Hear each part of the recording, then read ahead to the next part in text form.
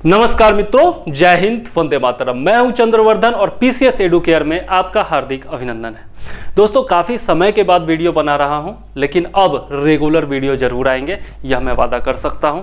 GS mains की तैयारी हम लोग करेंगे, बीपीएससी 67th मेंस की। जी हां, जब से मैंने ये बोला, लोगों ने कहा कि सीधा टॉपिक पर आने से पहले एक बार स्ट्रैटेजी जरूर बताइए कि जीएस की तैयारी किस प्रकार से की जाए मेंस के लिए, है ना। क्योंकि अभी तक हम लोग इस चैनल पर केवल पीटी के बारे में पढ़ते आए हैं, बीपीएससी पीटी की तैयारी करते आए हैं। मेंस की तैयारी पहली बार मैं आपको कराने जा रहा हूं, क्योंकि पीटी में भगवान की कृपा से अच्छा नंबर आ रहा है मेरा, ऑफिशियल आंसर की से मैंने मिलाया है। तो मेंस की तैयारी मैं भी कर रहा हूं और आपको भी मेंस की तैयारी करा सकता हूं। एक छात्र के नजरिए से पहली बार आप मेंस की तैयारी करेंगे। शिक्षकों ने तो बहुत स्ट्रेटजी बताई, बुक लिस्ट बताए, अपने अपने कोचिंग के प्रचार भी किए, लेकिन एक छात्र के नज़र से आप देखिए, क्योंकि मैं कभी अपने आप को शिक्षक मानता ही नहीं।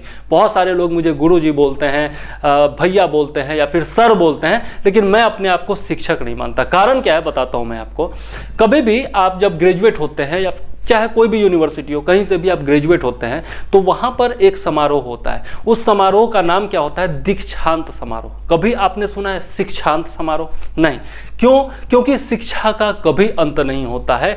शिक्षा आप जीवन पर्यंत हासिल करते रहते हैं। तो जब आप शिक्षा जीवन पर्यंत हासिल करते रहते हैं, तो कोई भी कैसे अपने आप को शिक्षक बोल सकता है? मैं भी हमेशा शिक्षा प्राप्त करता रहूंगा, जीवन पर्यंत मेरी भी शिक्षा की प्रक्रिया चलती रहेगी, तो मैं अपने आप को शिक्षक नहीं बोल सकता हूं। ठीक है, कोई भी दीक्षक हो सकता है। दीक्षा का अर्थ होता है जो आपका एकेडमिक पढ़ाई होता है, उसको कहते हैं दीक्षा।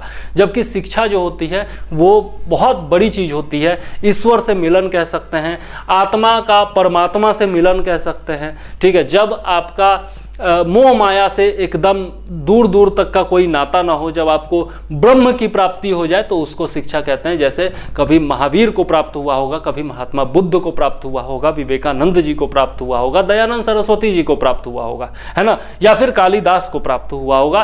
तो वैसा मैं शिक्षक नहीं हो सकता। चलिए, अब आते हैं मेन टॉपिक पर कि तैयारी की शुरुआत कैसे करें। यह बहुत सारे लोगों के मन में होता है कि तैयारी की शुरुआत आखिर कैसे करें। तो शुरुआत करने के लिए सबसे पहले आपको प्रीवियस ईयर क्वेश्चन पर जाना होगा। क्यों? क्योंकि बीपीएससी मेंस जो होता है उसमें अधिकतर क्वेश्चंस क्या होते हैं, 80% क्वेश्चन जो होते हैं आपके प्रीवियस ईयर क्वेश्चन से आते हैं। यदि स्टैटिक पोर्शन है तो अब आपको स्टैटिक पोर्शन और डायनेमिक पोर्शन दोनों के बीच का डिफरेंस समझना होगा सबसे पहले तो। अब जैसे हिस्ट्री है, उसमें कोई ज्यादा अपडेट नहीं आ सकता। हो सकता है कि कोई नया साइट खोज लिया जाए, वहां से कुछ मिल जाए, किसी सभ्यता का अवशेष मिल जाए या फिर कुछ पुराना चीज मिल जाए, लेकिन वो रेगुलर नहीं होता। तो वो क्या है? स्टैटिक सब्जेक्ट है। अब अकबर के बारे में जो हो चुका वो तो बदला नहीं जा सकता ना। तो इतिहास में स्टैटिक पोर्शन होता है, कुछ भी बदलता नहीं है। ठीक है, इसके अलावा आप पॉलिटी देख सकते हैं। पॉलिटी का जो बेसिक्स है वो कभी नहीं बदलेगा। ज्योग्राफी का जो बेसिक्स है वो कभी नहीं बदलेगा। इकोनॉमी का जो बेसिक्स है वो कभी नहीं बदलेगा, और बेसिक्स से सवाल पूछे जाते रहे हैं। ठीक है, तो 80% जो क्वेश्चंस होते हैं जो स्टैटिक पोर्शन के होते हैं वो प्रीवियस ईयर क्वेश्चन से आ जाते हैं। इसलिए आपको प्रीवियस ईयर क्वेश्चन पर विशेष रूप से फोकस करना होगा। ठीक है, तो अब मैं बुक्स एंड रिसोर्सेज के बारे में भी इसी वीडियो में बताऊंगा, और प्रीवियस ईयर क्वेश्चंस को फोकस करते हुए आप किस प्रकार से अपनी तैयारी की शुरुआत करते हैं इस पर भी बात करेंगे। इसके अलावा आंसर राइटिंग प्रैक्टिस के बारे में भी बात करूंगा, लेकिन ये वीडियो चूंकि लंबा हो जाएगा, इसलिए आंसर राइटिंग प्रैक्टिस के बारे में नेक्स्ट वीडियो में बात करेंगे। और इसके अलावा आपके मन में जितने भी सवाल उठ रहे होंगे आप कमेंट में लिखिएगा, और उन सभी सवालों को एड्रेस करने की कोशिश मैं नेक्स्ट वीडियो में जरूर करूंगा। तो इस वीडियो में आइए सबसे पहले देख लेते हैं कि सिलेबस इज द की। सबसे पहले आपको क्या करना है? सिलेबस पर जाना है। जी हाँ, सबसे पहले आपको सिलेबस पर जाना है। सिलेबस जो होता है वो की होता है। सिलेबस का एक एक पॉइंट आपको ध्यान से देखना है। जैसे जीएस 1 का सिलेबस क्या है, उसमें लिखा हुआ है कि आपको पाल कला से क्वेश्चन पूछा जाएगा, मौर्य कला से क्वेश्चन पूछा जाएगा, पटना कलम से क्वेश्चन पूछा जाएगा। ये 3 चीज स्पेसिफिक रूप से दिया हुआ है। तो क्यों आप किसी और को पढ़ेंगे? नहीं पढ़ना है। इन तीनों पर विशेष रूप से फोकस करेंगे। उसमें लिखा हुआ है कि संथाल विद्रोह और मुंडा विद्रोह पर विशेष फोकस करना है। उसमें सिलेबस में दिया हुआ है संथाल विद्रोह और मुंडा विद्रोह। आपको दिया हुआ है कि 1857 की क्रांति में वीर कुंवर सिंह की भूमिका क्या रही, किसान आंदोलन में सहजानंद सरस्वती की भूमिका क्या रही। उसमें दिया हुआ है कि गांधी, नेहरू, टैगोर के विचार आपको पढ़ने हैं इतिहास में, उसमें दिया हुआ है कि भारत छोड़ो आंदोलन, असहयोग आंदोलन, सविनय अवज्ञा आंदोलन पर आपको फोकस करना है, तो आप सबसे पहले क्या करेंगे, उन्हीं चीजों पर फोकस करेंगे। इसलिए सिलेबस इज द की, चाहे वो GS1 हो, GS2 हो, ऑप्शनल आपका कुछ भी हो, सब में syllabus is the key. Syllabus से बाहर से क्वेश्चन नहीं पूछा जाता है, नहीं पूछा जाता है, नहीं पूछा जाता है। तो सिलेबस एकदम दिमाग में होना चाहिए, दिल में होना चाहिए। जहां भी आपका रुचि हो, आप दिल से सुनते हो तो दिल में रखिए, दिमाग से सुनते हो तो दिमाग में रखिए, जिस चीज से आप काम करते हो उसमें रखिए, लेकिन सिलेबस एकदम जहन में होना चाहिए, सिलेबस आत्मसात होना चाहिए, ये आप ध्यान रखिए, ठीक है। सिलेबस आप कभी नहीं भूल सकते। दूसरा है विश्वास। चूंकि समय बहुत कम मिला है, 2 या 3 महीने समय मिला है, बहुत सारे लोग ऐसे होंगे जो कि केवल पीटी का तैयारी किए होंगे, मेंस पर ध्यान ही नहीं दिए होंगे। तो ऐसे लोगों को भी विश्वास रखना जरूरी है कि 3 महीने जो आपको समय मिला था, जी हाँ 3 महीने इसलिए बोल रहा हूं क्योंकि 1 महीना तो खैर बीत गया, लेकिन फिर भी 3 महीने बोल रहा हूं क्योंकि 3 महीने की कंप्लीट तैयारी करने का मौका आपको मिला, ठीक है। तो आपने 1 महीने क्या किया उससे मतलब नहीं है, लेकिन 2 महीने आगे के जिसमें मैं आपके साथ रहूंगा तैयारी के लिए, उसमें आपको विश्वास होना चाहिए कि आप कर सकते हैं। सबसे पहले जब तक अपने आप पर विश्वास नहीं होगा तब तक आप कुछ नहीं कर सकते, ठीक है। तो विश्वास रखना है कि 3 महीने में तैयारी हो सकती है, आंसर राइटिंग प्रैक्टिस हो सकता है, आप एग्जाम निकाल सकते हैं, ठीक है। तो इस पर फोकस करना है। 3 months are enough and you can do it. Next, previous year questions. जी हाँ, प्रीवियस ईयर क्वेश्चंस पर फिर से आता हूं मैं, क्योंकि प्रीवियस ईयर क्वेश्चंस के आधार पर आप देख सकते हैं कि पिछले बार यदि पाल कला पूछा है तो इस बार पाल कला पूछने का 90% चांस है कि पाल कला नहीं पूछा जाएगा। पिछला बार अगर पटना कलम पूछा है तो इस बार चांस नहीं है पूछने का। जो नहीं पूछा है वो पूछने का चांस ज्यादा है। क्यों? क्योंकि 3 में से 1 तो पूछता है ना। तो प्रीवियस ईयर क्वेश्चंस की एनालिसिस के जरिए आप पता कर सकते हैं कि कौन कौन सा टॉपिक इस बार ज्यादा फोकस कर रहा है। छोड़ना कुछ नहीं है, देखिए सिलेबस में जो कुछ भी है छोड़ना तो कुछ भी नहीं है, लेकिन कौन कौन सा टॉपिक इंपॉर्टेंट है जो इस बार पूछा जाएगा उस पर विशेष फोकस करना है, ठीक है।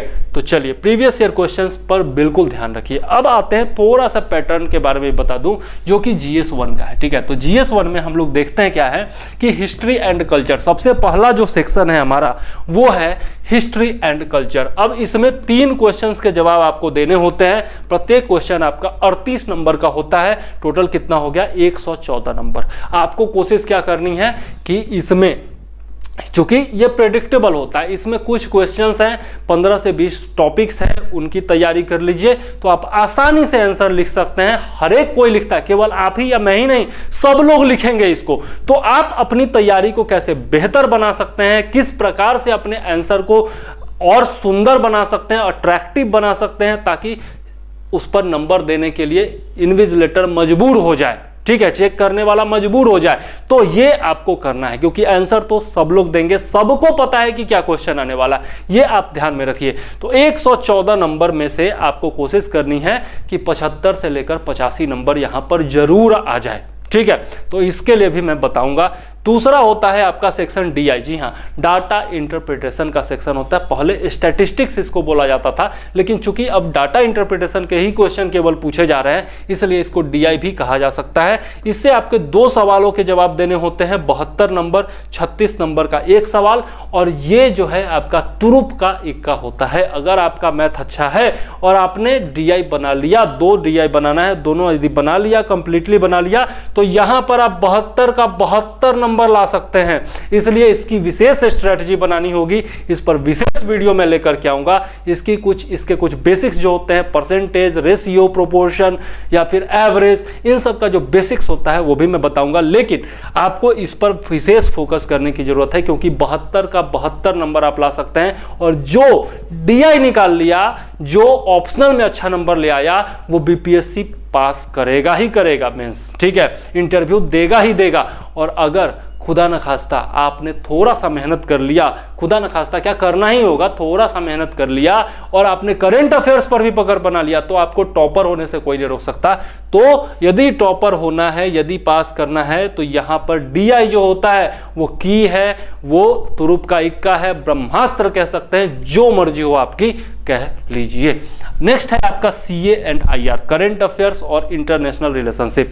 यहाँ पर आपको प्रमुख संगठनों से क्वेश्चन पूछे जाते हैं, प्रमुख जो सम्मेलन है उनके आउटपुट से क्वेश्चन पूछे जाते हैं, ठीक है। जो महत्वपूर्ण निर्णय लिए गए हैं, या फिर देशी हो चाहे राष्ट्रीय हो चाहे अंतर्राष्ट्रीय, कोई भी जो मुद्दा जो लगातार चर्चा में रहा है उससे क्वेश्चन पूछे जाते हैं। तो ये कंप्लीटली करंट अफेयर्स का टॉपिक है। यहाँ से भी आपको 3 सवालों के जवाब देने होते हैं, 114 नंबर होता है। ये मतलब हिस्ट्री की तुलना में कहा जाए तो थोड़ा कठिन सेगमेंट होता है, लेकिन इस पर भी हम लोग विशेष चर्चा जरूर करेंगे और इसके भी इंपॉर्टेंट टॉपिक्स मैं आपको बताऊंगा। 20 से 25 टॉपिक बताऊंगा, जिनको तैयार कर लीजिएगा, उसी से आएगा, बाहर से नहीं आएगा। अभी भी आप लोगों ने देखा है, अभी AO का जो एग्जाम हुआ था, ऑडिटर का जो एग्जाम हुआ था, उसमें भी वहां से भी आपको थोड़ा बहुत आइडिया जरूर करंट अफेयर्स के क्वेश्चंस का लग जाएगा, क्योंकि सितंबर जो लेटेस्ट सितंबर 2022 में आपका इंडो पैसिफिक इकोनॉमिक फ्रेमवर्क की मीटिंग हुई है, वहां से क्वेश्चन पूछा गया है। 14th ब्रिक्स का जो सम्मेलन हुआ है वहां से क्वेश्चन पूछा गया है। तो BPSC अपना पैटर्न चेंज कर रही है, मेंस में भी क्वेश्चन पूछने का अंदाज चेंज कर रही है और लेटेस्ट क्वेश्चन पूछ रही है। तो आपको लेटेस्ट करंट अफेयर्स पर विशेष रूप से फोकस करना होगा। नेक्स्ट, यहां पर no word limit, word limit नहीं होता है। जी हाँ, UPSC में क्या होता है कि आपको वर्ड लिमिट दिया होता है, या फिर क्वेश्चन के साथ ही आपको कुछ गैप दिया हुआ रहता है, उसी गैप में आपको आंसर लिखना होता है। लेकिन यहां पर ऐसा कुछ नहीं है, क्वेश्चन अलग से होता है, कॉपी अलग से होता है, और आपको अपने हिसाब से कॉपी को मैनेज करना होगा, पेजेस को मैनेज करना होगा कि कितने पेज में किस क्वेश्चन का आंसर लिखना है, क्योंकि टोटल 8 क्वेश्चंस आपको बनाने हैं। जी हाँ, 2 DI के हो गए, 2 हिस्ट्री एंड कल्चर के हो गए, 2 आपको करंट अफेयर्स के होंगे। तो टोटल 8 क्वेश्चन आपको बनाने हैं। 32 या 36 पेज का आपको होता है कॉपी, ठीक है, और उसी में आपको 8 क्वेश्चंस के जवाब देने हैं। तो किस क्वेश्चन का पैटर्न कैसा है, किस क्वेश्चन में क्या डिमांड रखा है क्वेश्चन पूछने वाले ने, उसके हिसाब से आपको बांटना होगा कॉपी को कि किस क्वेश्चन का आंसर आपको कितने पेजेज में लिखना है, ठीक है। तो यहां पर वर्ड लिमिट नहीं है, कितने वर्ड लिमिट में लिखना है यह भी आपको खुद से निर्धारित करना होगा क्वेश्चन की डिमांड अनुसार, ठीक है। तो इस पर विशेष रूप से पकड़ होनी चाहिए, यहां पर स्ट्रैटेजी विशेष रूप से बनानी चाहिए, ठीक है। अब यहां पर जो है ये DI के बारे में मैंने लिखा था कि can give you maximum marks. जी हाँ, 72 मार्क्स यहां से मिल सकते हैं। और इसमें क्या होता है, स्टेप मार्किंग होता है। जी हाँ, यदि आपका मैथ अच्छा नहीं है, आप पूरा क्वेश्चन नहीं भी बना पाते हैं, तो यदि स्टेप वाइज आपने सही बना दिया है तो फिर हर एक स्टेप का भी नंबर आपको मिलता है। यह भी यहाँ पर बेनिफिट होता है DI बनाने से, ठीक है। तो DI पर विशेष रूप से पकड़ जरूर रखिएगा। अब नेक्स्ट वीडियो में हम लोग देखेंगे कि हिस्ट्री और आर्ट एंड कल्चर में कौन कौन से क्वेश्चंस पूछे जाते हैं, या फिर इसी वीडियो में देख लेते हैं, कहाँ दूसरा वीडियो बनाने जाऊंगा, थोड़ा लंबा हो जाएगा, लेकिन आप लोग एडजस्ट कर लेना, क्योंकि ये जो मैं बता रहा हूं ना, ये कोई रॉकेट साइंस नहीं है। ये प्रीवियस ईयर क्वेश्चन का एनालिसिस करके कोई भी बता सकते हैं आपको। अब तक आपको पता चल भी गया होगा कि क्या क्या पूछा जाता है और क्या क्या करना है, लेकिन फिर भी मेरा दायित्व है तो मैं आपको जरूर बताऊंगा। मौर्य कला से पूछा जाता है क्वेश्चन, पाल कला से पूछा जाता है, मधुबनी पेंटिंग से भी पूछा जाता है और पटना कलम से भी पूछा जाता है। मधुबनी पेंटिंग जो है अभी तक नहीं पूछा गया है, लेकिन कंप्लीट कला के बारे में यदि पूछ दिया जाए कि बिहार में कला का विश्लेषण कीजिए, कला के क्षेत्र में हुए विकास का विश्लेषण कीजिए, या फिर बिहार में कला का परिचय दीजिए, ठीक है, तो वहां पर आपको हर एक कला के बारे में लिखना होगा और वहां पर आपको मधुबनी पेंटिंग पढ़ना जरूरी हो जाएगा। तो आपको मौर्य कला, पाल कला और पटना कलम पर विशेष ध्यान देना है, लेकिन मधुबनी पेंटिंग को भी छोड़ना नहीं है, लास्ट में उसको भी थोड़ा बहुत देख ही डालना है, ठीक है। और इसके अलावा गुप्त कला को भी थोड़ा सा देख लेना है, ठीक है। इस बार मौर्य कला जो है वो फेवरेट है, ये लिख डालिए, मौर्य कला निश्चित तौर पर पूछा जाएगा, क्योंकि पिछली बार नहीं पूछा गया था, ठीक है। तो यहां से ये रहा क्वेश्चन। दूसरा आ गया आपका, यहाँ पर रिवोल्ट से क्वेश्चन पूछा जाता है। तो यहाँ पर 3 प्रकार के रिवोल्ट होंगे। पहला संथाल रिवोल्ट जो है, इसके अलावा मुंडा, बिरसा मुंडा का जो आंदोलन था, उलगुलान विद्रोह भी इसको कहा जाता है, या बिरसा विद्रोह कहा जाता है। तो ये आप जरूर देख लीजिएगा, इसमें बिरसा मुंडा के बारे में विशेष रूप से आप लिखिएगा, ठीक है। और उसके अलावा किसान आंदोलन, और बिहार में जो किसान आंदोलन हुए वो, और किसान आंदोलन में सहजानंद सरस्वती की क्या भूमिका रही, उसके बारे में आपको निश्चित तौर पर क्वेश्चन पूछा जाता है, ठीक है। और इस बार ये सहजानंद सरस्वती वाला बहुत ही ज़्यादा इंपॉर्टेंट भी बनता है, चलिए, उसके अलावा आपको मूवमेंट से क्वेश्चन पूछे जाते हैं, तो चंपारण सत्याग्रह है, असहयोग आंदोलन है, सविनय अवज्ञा आंदोलन, भारत छोड़ो आंदोलन और 1857 की क्रांति। 1857 की क्रांति में विशेष रूप से वीर कुंवर सिंह जी की भूमिका। ठीक है, तो ये सारे पॉइंट्स आपको देख लेने हैं। और इसके अलावा पर्सनालिटी से क्वेश्चन पूछा जाता है, व्यक्तित्व से क्वेश्चन पूछा जाता है, तो आपको गांधी, नेहरू और टैगोर, यही तीनों आपको दिया हुआ है सिलेबस में। लेकिन कभी कभार अंबेडकर और अन्य से भी क्वेश्चन पूछ लिया जाता है। अन्य में आप जयप्रकाश नारायण देख सकते हैं, फिर आप देख सकते हैं राजेंद्र प्रसाद के बारे में, दोनों ही पर्सनालिटीज बिहार से रिलेटेड रही हैं, तो इनके बारे में भी देख सकते हैं आप, इनके भी विचार पढ़ सकते हैं आप। लेकिन गांधी, नेहरू, टैगोर पर विशेष ध्यान दीजिए। गांधी और नेहरू रिसेंट में पूछा जा चुका है। टैगोर जो है वो आपका ऑडिटर वाले में पूछ लिया है टैगोर। ठीक है, तो हो सकता है बीपीएससी मेंस में भी पूछ लिया जाए 67th में। ठीक है, तो इसको भी आप ध्यान दे दीजिएगा। ठीक है, तो यहाँ पर हमने हिस्ट्री, आर्ट एंड कल्चर के क्वेश्चन देख लिए हैं। अब नेक्स्ट वीडियो में आगे चलेंगे और भी देखेंगे। हाँ, कुछ क्वेश्चंस और इसमें इंपॉर्टेंट है, 2 क्वेश्चन इसमें पूछे जाते हैं। पहला हो गया, राज्य के रूप में बिहार का उद्भव एवं विकास किस प्रकार से हुआ। तो जो आपका स्वतंत्रता के बाद या फिर जो 1937 में, जो 1936-37 में जो पहली सरकार बनी थी, उसके बाद का जो घटनाक्रम है आज़ादी के टाइम तक या फिर प्रथम सरकार बनने तक, राज्य के रूप में जिस प्रकार से उद्भव हुआ, जिस प्रकार से 1912 में बंगाल से बिहार और उड़ीसा को पृथक किया गया, फिर 1936 में आपका उड़ीसा को भी बिहार से अलग कर दिया गया और बिहार स्वतंत्र राज्य बन गया। और उसके बाद जो कि राज्य के रूप में जो बिहार का उद्भव हुआ, उससे रिलेटेड क्वेश्चन पूछा जाता है। इसके अलावा पाश्चात्य शिक्षा, प्रेस या फिर तकनीक का विकास। पाश्चात्य शिक्षा में मतलब पश्चिमी शिक्षा में आपका तकनीक भी साथ में शामिल करके पूछा जाता है। उसका विकास बिहार में किस प्रकार से हुआ, अलग अलग टाइम फ्रेम में यह पूछा जाता है। तो यह भी इंपॉर्टेंट क्वेश्चन बनता है, आप निश्चित तौर पर देख लीजिएगा GS 1 के लिए। ठीक है, तो GS 1 हम लोगों ने देख लिया है। ठीक है, आगे DI और बाकी सब चीज़ों के बारे में भी देखेंगे डिटेल से नेक्स्ट वीडियोज में, और करेंट अफेयर्स और IR का भी जितना भी इंपॉर्टेंट टॉपिक है वो भी देखेंगे। फिलहाल इस वीडियो में मुझे दीजिए इजाजत। ये वीडियो जब कंप्लीट हो जाएगा, स्ट्रैटेजी वाला 2-3 वीडियो आएगा, और उसके बाद हम लोग चलेंगे GS 1 में पाल कला, मौर्य कला, पटना कलम, ये तीनों देखेंगे। मेरे खुद के नोट्स होंगे, उनसे हम लोग पढ़ेंगे। ठीक है, तो तैयार रहिए कंप्लीट तैयारी के लिए। किसके साथ? मेरे साथ, चंद्रवर्धन के साथ और PCS एडुकेयर के साथ। आपको नोट्स भी चाहिए तो वो भी मामूली शुल्क पर मैं दे सकता हूं, जो कि मैंने खुद लिखे हैं 4-5 किताबों से मिला करके, जिसमें दृष्टि है, दृष्टि के नोट्स हैं, फिर मणिकांत सर के नोट्स हैं इतिहास के, इसके अलावा आपका क्राउन है, KBC नैनो है, इम्तियाज अहमद है, इन सब से मिला करके मैंने लिखा है खुद का नोट्स। आप जानते हैं कि मेरे नोट्स कैसे होते हैं, तो आप निश्चित तौर पर ले सकते हैं यदि आप मेंस की तैयारी कर रहे हैं। फिलहाल चैनल को सब्सक्राइब करके बेल आइकॉन दबा दीजिए, ताकि आपको आगे आने वाले सारे वीडियोज का नोटिफिकेशन मिल सके। और इसके अलावा आपको लाइक और कमेंट बिल्कुल करना है, अपनी समस्याएं बतानी है, कुछ सुझाव देना है तो वो भी बताना है। ठीक है, क्या चाहिए क्या नहीं चाहिए, कौन से वीडियो चाहिए, किस टॉपिक पर वीडियो चाहिए, ये भी आप सजेस्ट कर सकते हैं हमको।